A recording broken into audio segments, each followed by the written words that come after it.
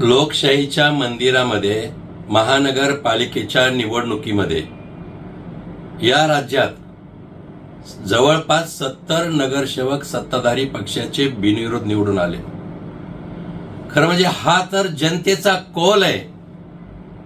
आणि जेव्हा नगरसेवक बिनविरोध निवडून येतात तेव्हा विरोधकांनी हे लक्षात घेतलं पाहिजे की आपल्याला जनमताची मान्यता नाही, ते आपलं अपयश आहे.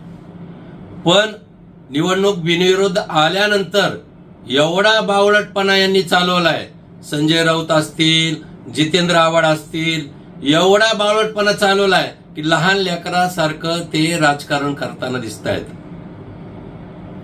मला एक सांगा, जितेंद्र आव्हाड असं म्हणतात की हा तर लोकशाहीचा खून आहे. अरे बाबा, तुमच्या नेत्यांनी 40 वर्ष राजकारण करताना स्थानिक स्वराज्य संस्थेच्या निवडणुका अनेकदा बिनविरोध जिंकलेल्या आहेत. काँग्रेसवाल्यांनी जिंकलेल्या आहेत.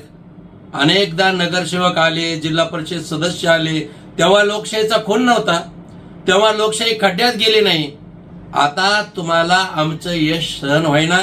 मुंबई महानगरपालिका असेल, नाशिक असेल, कोल्हापूर असेल, छत्रपती संभाजीनगर, अमरावती, नागपूर या सर्व ठिकाणी सत्ताधारी महायुती जिंकल्याशिवाय राहत नाही, हे लक्षात आलंय. म्हणून हे लहान लेकरासारखा पोरकटपणा करू लागले, हे नक्कीच आहे.